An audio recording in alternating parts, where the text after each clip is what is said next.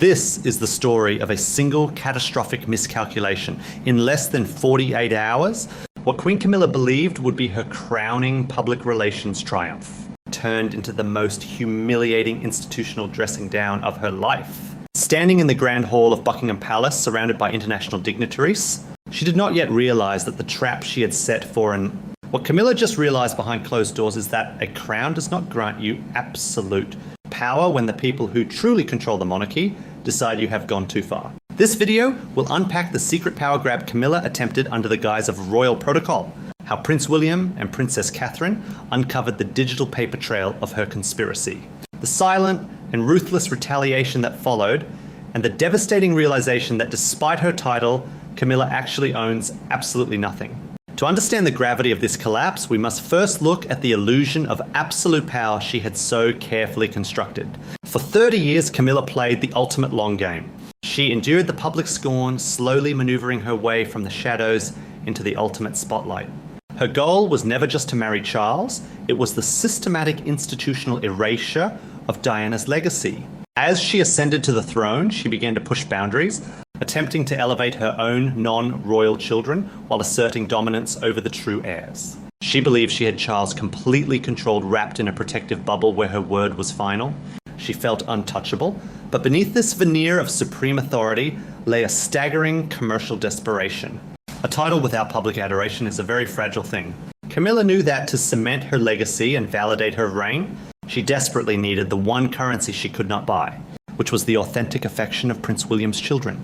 Princess Charlotte, adored by the public, and increasingly reminding the world of her grandmother Diana, became the ultimate prize. A photograph of the young princess happily bowing to Camilla, accompanied by an affectionate stroke of the hair, would be worth millions in PR capital.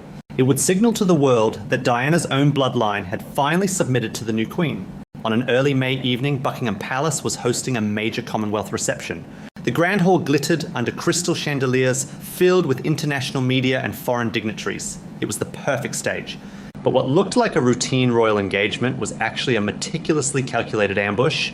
Just minutes before Princess Charlotte was scheduled to enter the hall, Princess Catherine felt her phone vibrate. A message from a palace, aide reporting directly to Camilla's office, summoned Catherine backstage immediately to handle a supposedly urgent issue regarding table arrangements and VIP seating. That detail matters. It was a deliberate administrative trick designed to sever the mother from the child. Catherine, ever the dutiful royal, stepped away, leaving 8-year-old Charlotte to navigate the Grand Hall without her strongest protector. As Charlotte approached her grandfather, King Charles, she offered a sweet, polite curtsy. Prince William greeted her with a warm embrace. But as the young princess walked past Camilla, she merely gave a slight nod and a polite smile, bypassing the deep traditional curtsy completely. In an instant, the atmosphere in the room plummeted to freezing. The contrast of the moment was devastating. Camilla, desperate for her orchestrated photo opportunity, watched her PR triumph evaporate in real time. Unable to mask her fury and stripped of her usual calculated restraint, she stepped directly in front of the child. In front of hundreds of watching eyes, she demanded that Charlotte curtsy to her properly, asserting that as queen, she could not be disrespected. It was a staggering exploitation of a child, framed as a lesson in etiquette. Charlotte, visibly shaken, offered a tiny reluctant curtsy, but the damage was done. William immediately stepped in, placing a protective hand on his daughter's shoulder and calmly but firmly shutting down the confrontation. The public slight was profound, but the true warfare was only just beginning. When Catherine returned from handling the supposedly urgent issue, which turned out to be nothing more than a fabricated seating glitch, she immediately sensed the shift in the air. Later that night, in the quiet safety of their private quarters, William recounted the entire humiliating spectacle. But Catherine did not react with loud outrage or emotional hysterics. She reacted with cold forensic precision. The timing of the text message pulling her away from the hall was simply too perfect. From that night onward, Catherine moved silently. There was no screaming match, no public leaks to the press. Instead, she weaponized the very administrative protocol Camilla had tried to use against her. By quietly contacting trusted staff members, Catherine uncovered a devastating paper trail. She obtained internal messages from Camilla's office directing the aide to summon Catherine away, right before Charlotte's entrance. Even more damning, William secured official confirmation from the technical coordination team. Camilla's office had specifically instructed the official photographers 2 days prior to prioritize and immediately release images of Charlotte curtsying to Camilla, emphasizing moments of grandmotherly affection. This is where the story changes. It was not a momentary lapse in judgment or an old-fashioned demand for respect. It was a premeditated scheme to isolate and exploit an 8-year-old girl to manufacture a PR narrative.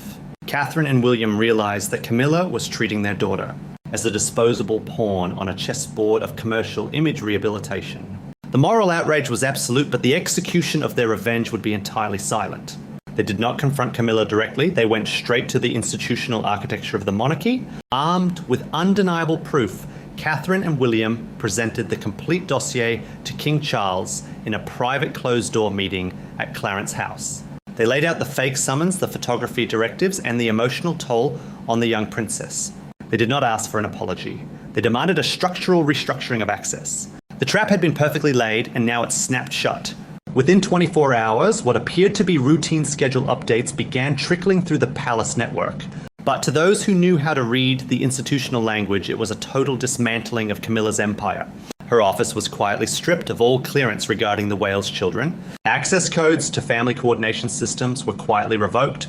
Her name disappeared from internal planning documents involving William and Catherine's family.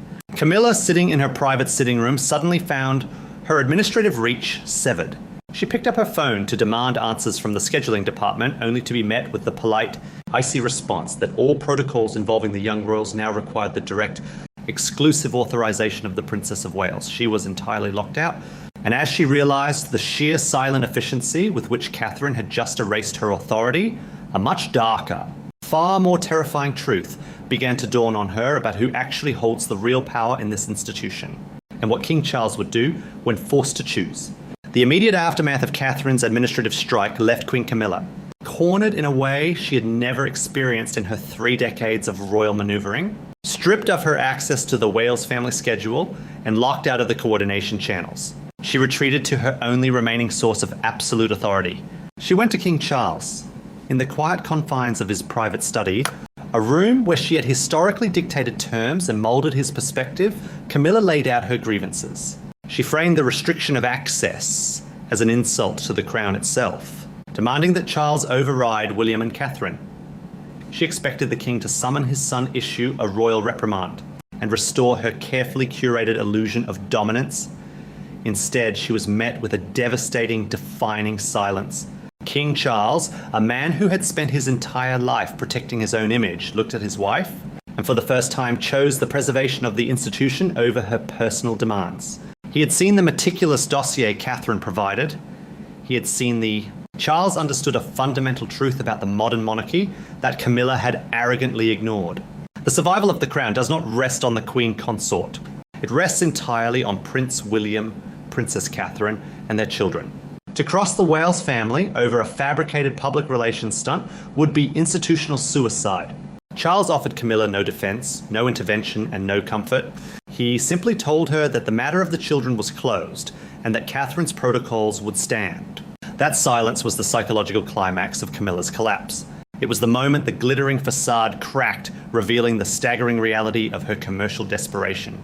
To the outside world, she was the queen, dripping in historic jewels and standing on the balcony of Buckingham Palace.